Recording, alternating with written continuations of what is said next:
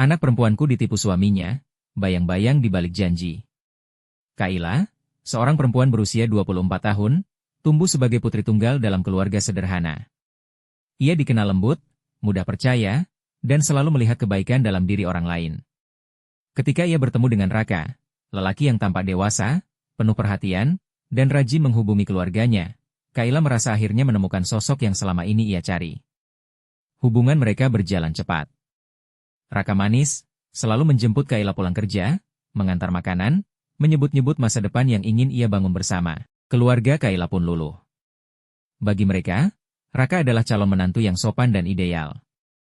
Setelah menikah, kehidupan mereka tampak indah, setidaknya selama beberapa bulan pertama.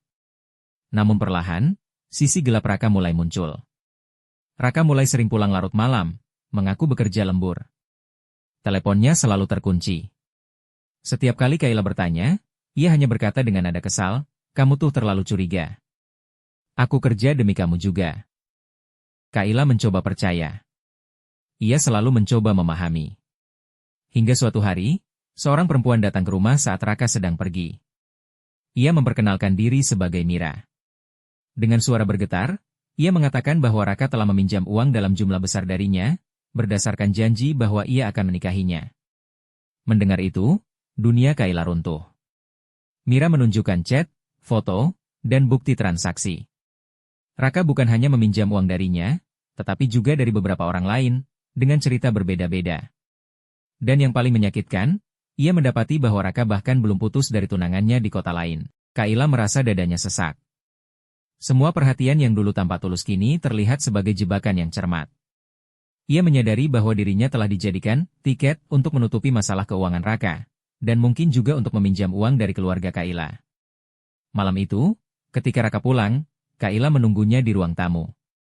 "Kenapa kamu lakukan ini?" tanyanya pelan.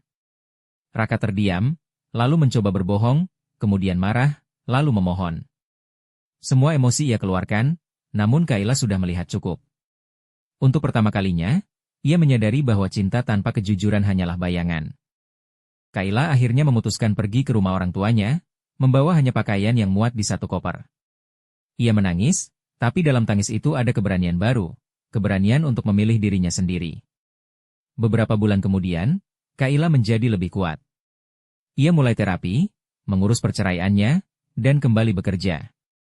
Meski luka itu belum hilang sepenuhnya, ia belajar bahwa tidak semua janji layak dipercayai, dan bahwa mencintai diri sendiri adalah awal dari segala pemulihan.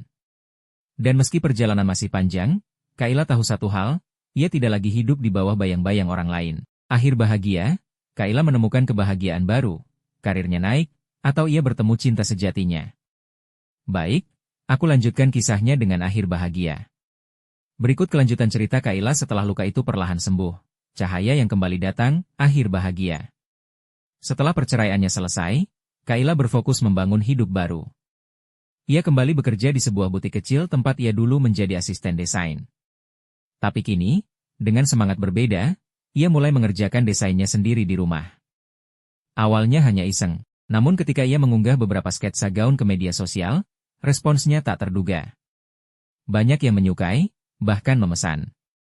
Suatu hari, butik tempatnya bekerja mengikuti pameran produk lokal.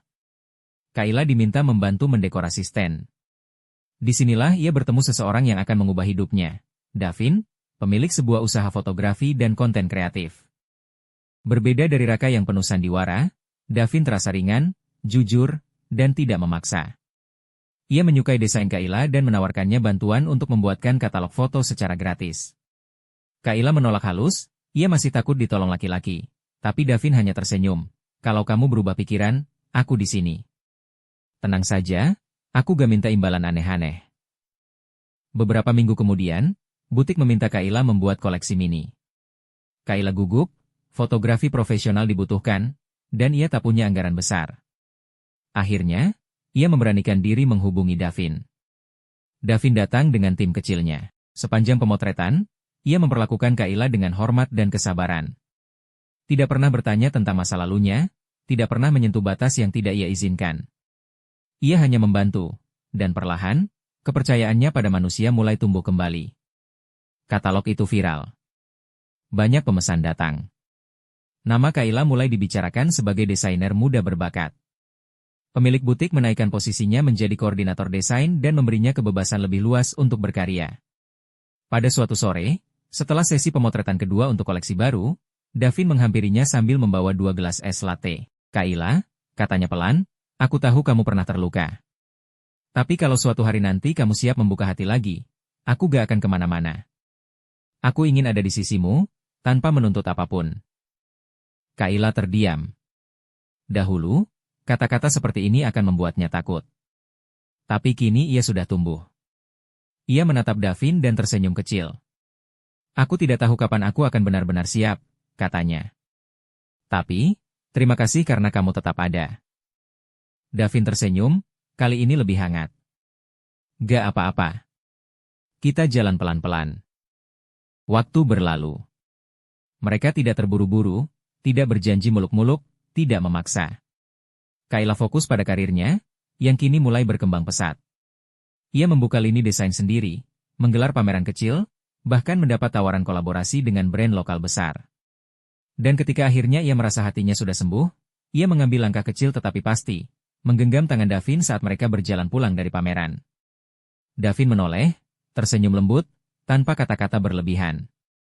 Kayla pun tahu, ini bukan bayangan, bukan tipu daya, ini cinta yang tumbuh dari kejujuran. Di titik itulah Kayla menyadari bahwa ia benar-benar berhasil melewati masa kelamnya. Luka membuatnya kuat. Kejujurannya pada diri sendiri membuatnya bebas. Dan keberaniannya mencoba lagi akhirnya membawanya pada kebahagiaan baru. Bukan karena ia menemukan seseorang, tetapi karena ia menemukan kembali dirinya sendiri.